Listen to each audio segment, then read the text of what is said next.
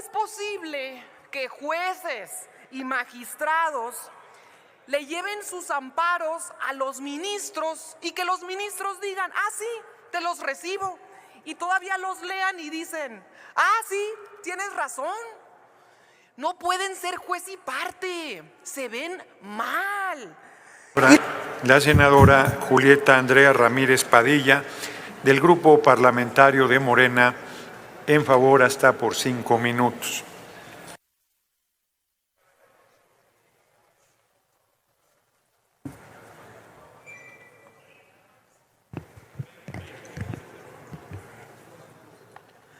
Con su venia, presidente. Gracias.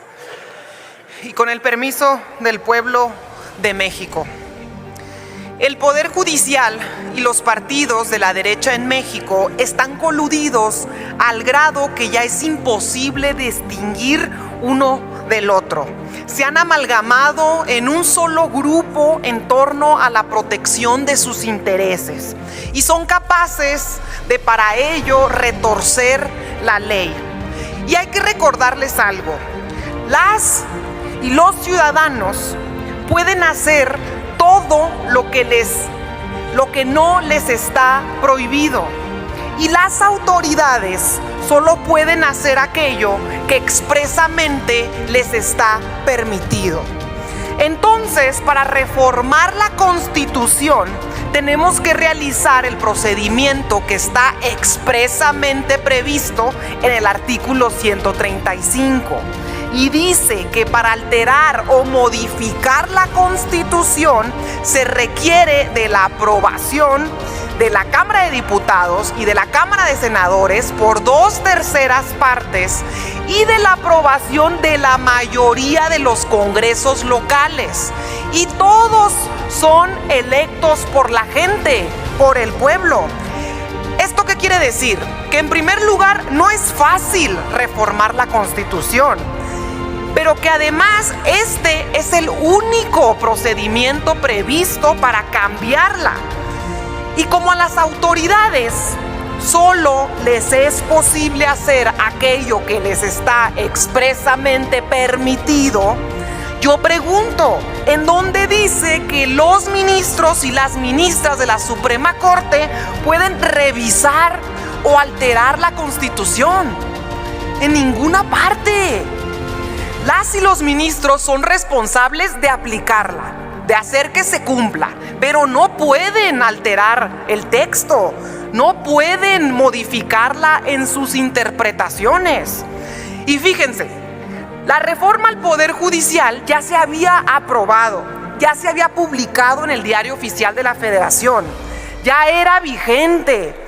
Y un grupo de jueces y de magistrados presentan unos amparos para que se revise la reforma.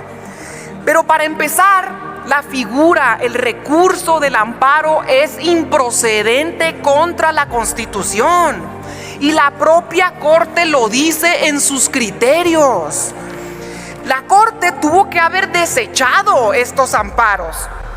¿Cómo es posible que jueces y magistrados le lleven sus amparos a los ministros y que los ministros digan, ah, sí, te los recibo? Y todavía los lean y dicen, ah, sí, tienes razón. No pueden ser juez y parte, se ven mal. Y luego se aceptan los recursos, se declaran suspensiones, pero que no estaban en paro. O solo están en paro porque encontraron un pretexto para detener los servicios del acceso a la justicia a la gente. Han llegado al extremo de intentar impedir que la reforma se discuta en el Congreso. Y ahora que ya se aprobó y que ya se publicó en el Diario Oficial, pretenden revisarla sin siquiera tener facultades. Los ministros la deben de aplicar.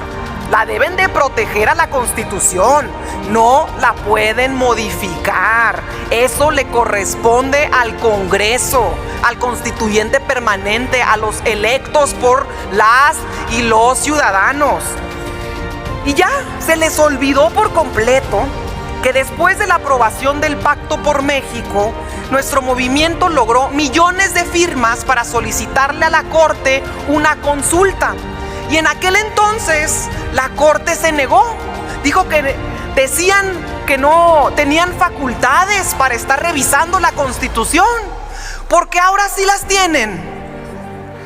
Estamos ante un poder que no solo ha intentado boicotear las facultades de otro poder, sino que además se adjudica las facultades de las y los legisladores.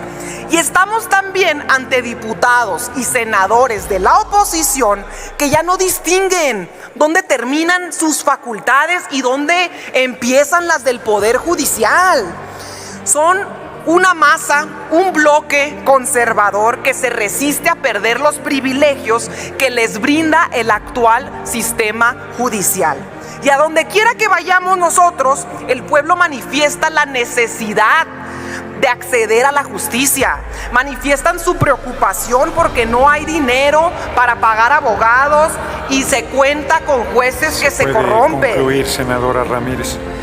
El bloque de juzgadores y de políticos que se han resistido a la transformación del Poder Judicial deben de ser conscientes de estos reclamos. No es un asunto personal, es la lucha por el acceso a la justicia del pueblo de México. Y es muy soberbio de su parte que crean que el Poder Judicial les pertenece, que crean que lo merecen ese poder. Sí puede concluir, senadora. Sí, Ramírez. concluyo. Eso es una muestra de que se ha perdido ya la cordura, porque el poder le pertenece al soberano, que es el pueblo de México. Pero pese a su mezquina resistencia, en el 2025 habrá elecciones para jueces, magistrados y ministros. Y en manos de las hijas y de los hijos de este país quedará la impartición de justicia. Y no más al servicio y en manos de intereses económicos. Al servicio de la gente quedará el Poder Judicial. Y mientras tanto, ustedes quedarán al margen. ¿Sí puede culminar, por favor, senadora Ramírez? Ustedes se quedarán al margen.